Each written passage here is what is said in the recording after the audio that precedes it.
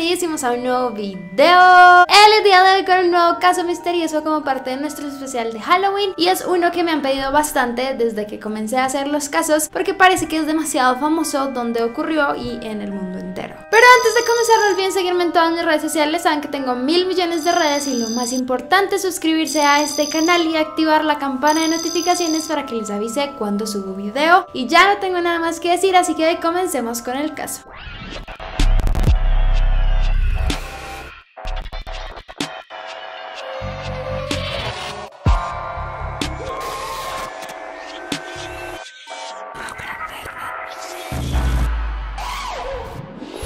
El misterioso caso de las niñas de Alcácer. Esta historia inicia en realidad no con 3, sino con 4 niñas. Las niñas se llamaban Miriam, Toñi, Desiree o Desire y Esther. Ellas eran unas niñas cuyas edades oscilaban entre los 14 y los 15 años y quienes decidieron ir un viernes a celebrar a una discoteca llamada Color de Picassent. A pesar de todo, las 4 al final no fueron a la fiesta, sino solo 3 de ellas, pues por esos días había dado como una especie de virus a lo largo de Valencia y muchas personas adquirieron una gripa bastante fuerte. Una de las 4 niñas de este grupo al fin decidió quedarse en casa, pues la gripe le había dado a ella y no quería realmente ir a ningún lado. Sus amigas fueron a la casa de ella a visitarla y pues a animarla un poco a que fuera a la fiesta. Sin embargo, al final ella decidió que no, y en ese momento una de las niñas, Miriam para ser más exactos, llamó a través del teléfono a su padre para que por favor las llevara a la discoteca. Allí inicia como una cadena de infortunios y fue que el padre también adquirió el virus de la gripa, así que les dijo que no quería salir esa noche de su casa, que no quería pues ir manejando hasta allá, luego llevarlas a la discoteca y volver,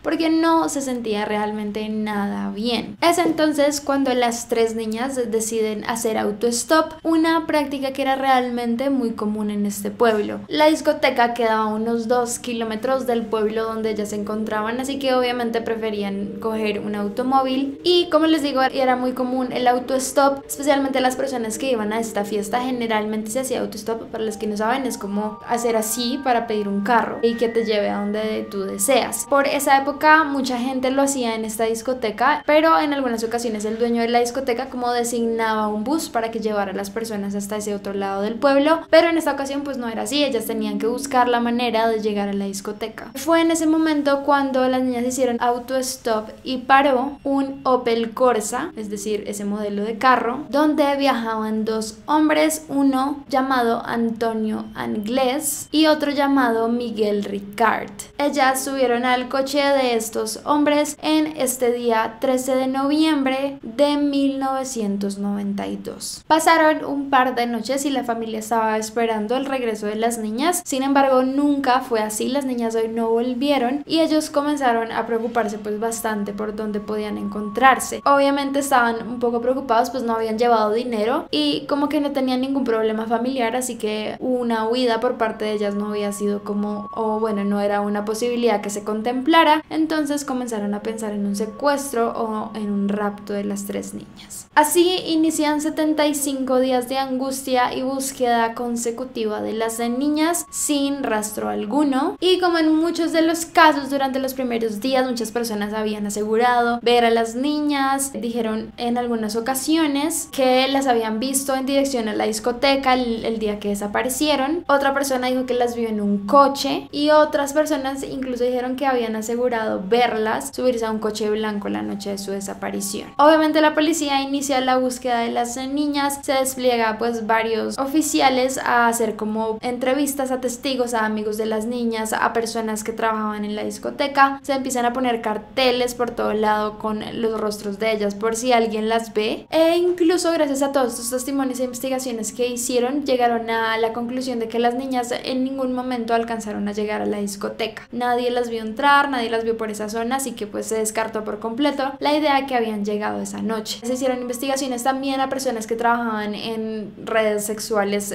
por esos lugares, pero tampoco encontraron nada, y extendieron también la búsqueda a Granada y a Pamplona. Además de eso, de avisar a la Interpol y hacer algunas investigaciones en países cercanos y también en posibles redes de tráfico de niños por estos lados. Pasaron, como les digo, 75 días de búsqueda hasta que finalmente se dio el hallazgo de los cuerpos por parte de dos hombres llamados José Sala y Gabriel Aquino. Según el testimonio de estos dos hombres, lo que ocurrió el 28 de enero de 1993 fue lo siguiente. Ellos tenían como un cultivo de abejas, así que por esa época ellos decidieron ir a mirar las colmenas que tenían, pues habían hecho muchas heladas y tenían miedo de que las abejas hubieran muerto. Por esos lados ellos tenían que atravesar un monte de varios kilómetros hasta llegar al lugar donde tenían las colmenas, y en algún momento del día el señor Aquino, quien era ya un hombre de edad de más de 60 años, decidió sentarse en una roca y tomar un poco de aire y como respirar tras de la caminata tan larga que llevaban. En ese momento él, por obras de quién sabe qué, bajó su mirada y vio a su lado como una mano que sobresalía del suelo con un reloj.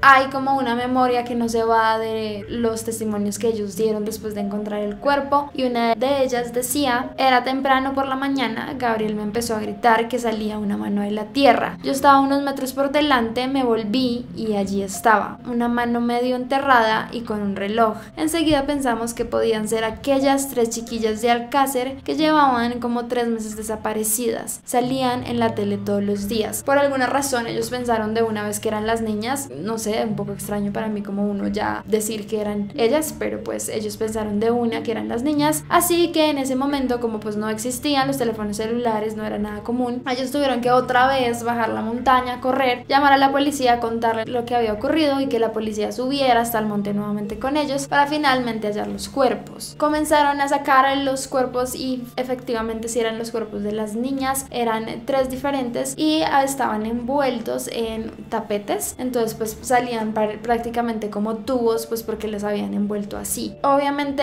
en esta época se comenzó a pensar que estos dos personajes que habían encontrado los cuerpos habían sido los culpables y que estaban haciendo como que no, y esto afectó bastante a estas dos personas, especialmente al anciano, como que le afectó mucho su salud. Él no podía creer que la gente pensara que él había asesinado a estas mujeres, pero pues finalmente se descartaron de la investigación. Entonces, tras encontrar los cuerpos, se comienza a hacer un análisis y como a pensar entonces qué fue lo que ocurrió con estas niñas. Según cuentan, estos dos hombres, después de que ellas hicieron autostop, se detuvieron, las hicieron subir al auto y en ese momento las raptaron. Parece que condujeron unos 20 kilómetros hasta un pueblo llamado Tous. En ese momento las inmovilizaron, las ataron de manos, de pies, las subieron a la montaña y las metieron como en una cabaña que estaba abandonada, pues para dejarlas allí atadas, violarlas, torturarlas, golpearlas, y finalmente después de todas estas torturas las sacaron, les dieron unos tiros a cada una y finalmente pues murieron las niñas. Hay como un testimonio de uno de los asesinos que explica que él tenía como una rutina con las niñas, entonces en la mañana las violaban, después las amarraban otra vez a donde estuvieran, no les daban comida ni nada, ellos bajaban como a un pueblo cercano, se comían algunas botanas, una ensalada y compraban algunas cosas, después de que comían volvían a subir, las violaban de nuevo, las torturaban, hasta que finalmente decidieron tomarlas a todas, ir hacia una fosa común, dispararles y pues dejarlas allí enterradas. Según las autopsias, los cuerpos mostraban señales de cortes, de golpes, de torturas por todos lados y obviamente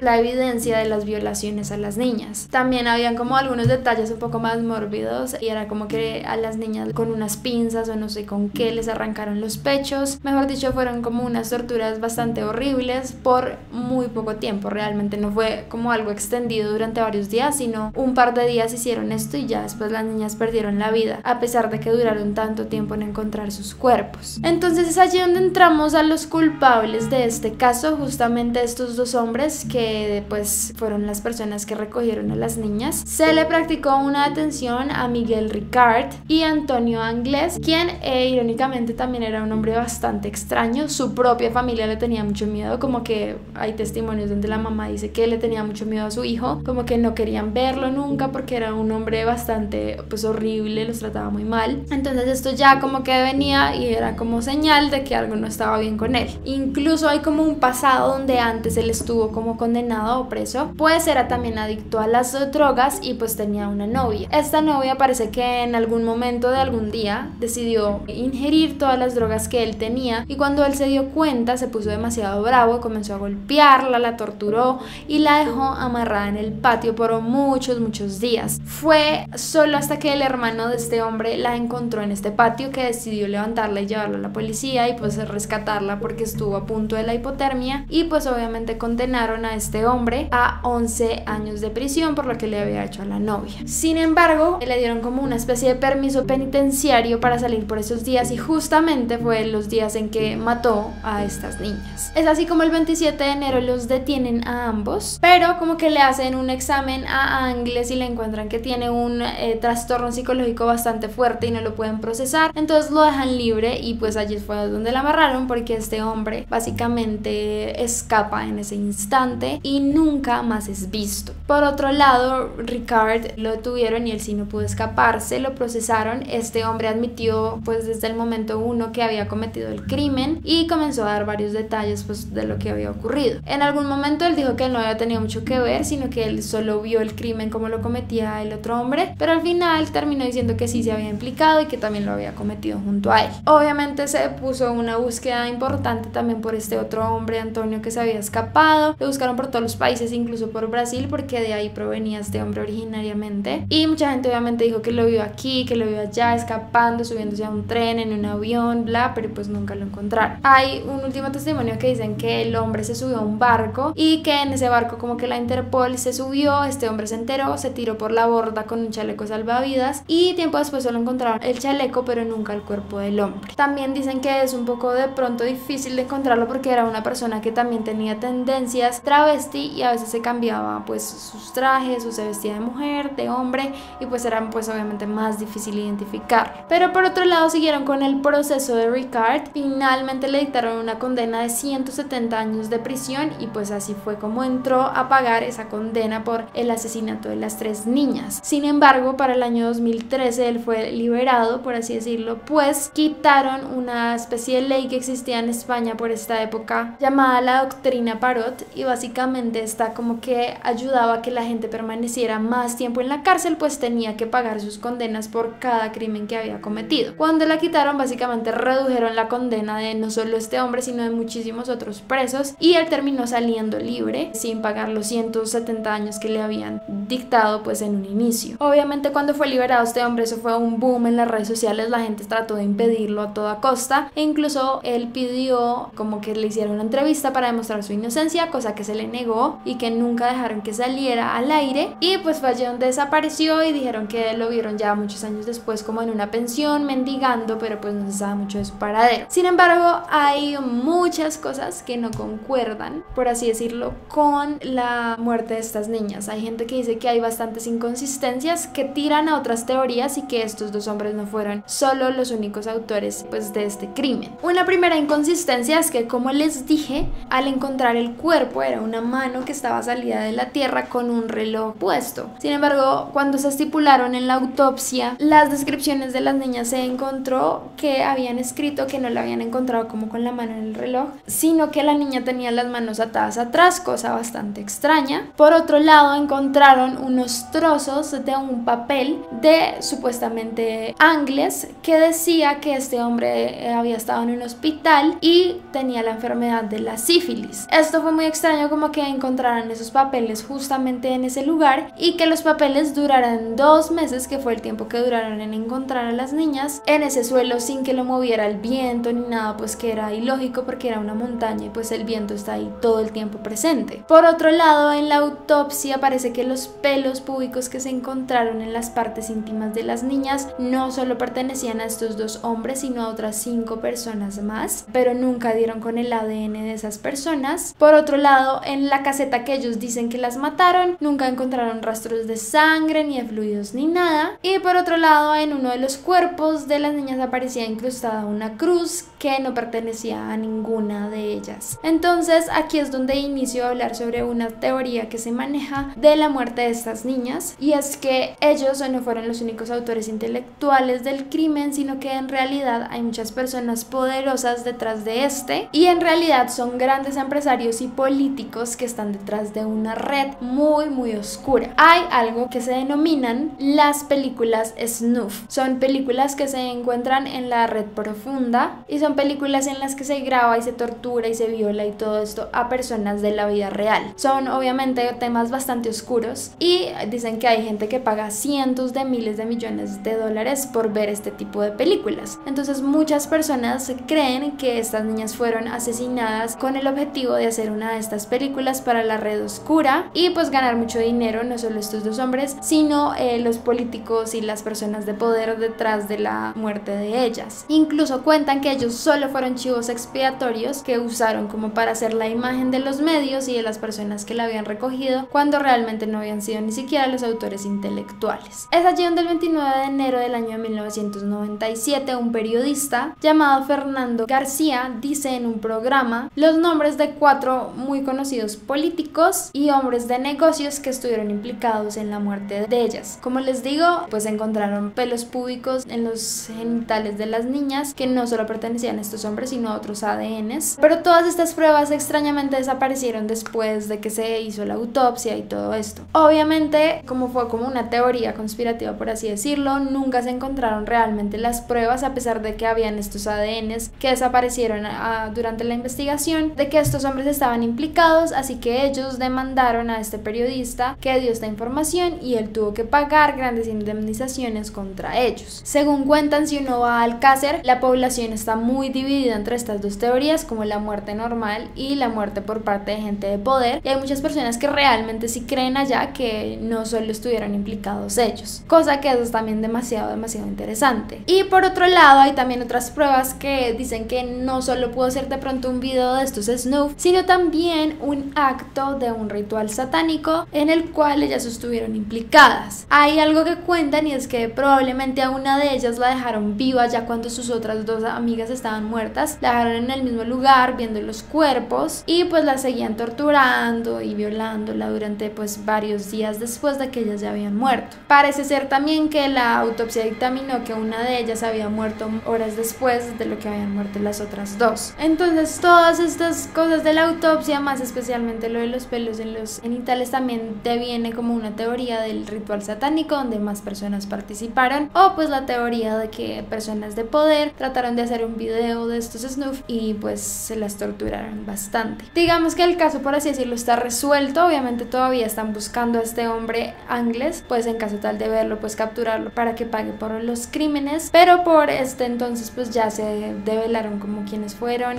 y por qué y cuándo y todo. Este suceso se convirtió en uno de los más mediáticos en la historia de España. Gracias a estos hechos comenzaron a surgir los canales de televisión basura, así los llaman, en donde simplemente buscaban el amarillismo con tal de sacarle y exprimir lo que más pudieran de esta noticia. Mostraban fotos, mostraban como los hechos como tal, los cuerpos, las historias de los padres, como que eran bastante amarillistas con el tema, y allí fue donde nacieron muchos de estos canales, y muchas personas dijeron que más que un crimen televisivo se convirtió en una especie de reality show donde todos estaban pendientes de qué ocurría y pues todo este tipo de cosas que hacían. Obviamente también el pueblo se marcó bastante después de los sucesos, se volvió un pueblo mucho más temeroso, ya no dejaban salir a los niños, eran mucho más prevenidos, y pues mucha gente también se mudó del lugar pues porque ya no se sentían para nada seguros. Por último, para el año 2009, un cineasta independiente realizó una película basada en estos hechos llamada El crimen de Peñasca, y se cuenta que este año va a salir una nueva película también realizada por un director llamado Manuel Jiménez, que se va a llamar Las niñas, basada en esta historia, e incluso dicen que en este momento Netflix está preproduciendo una serie basada en estos hechos. Pero bueno, hasta aquí este caso un poco más extenso que los normales. Ahí vamos volviendo a veces con los extensos. Ya saben que si les gustó mucho no olviden dejarme me gusta, los deditos arriba. No olviden comentarme y dejarme sugerencias de qué otros videos quisieran que hiciera o qué otros casos similares conocen. No olviden seguirme en todas mis redes sociales, saben que tengo 1000 millones de redes. Y lo más importante, suscribirse a este canal y activar la campana de notificaciones para que les avise cuando subo video. Y ya, muchas gracias por verme, no olviden seguir sus sueños y nos vemos en el próximo. Bye.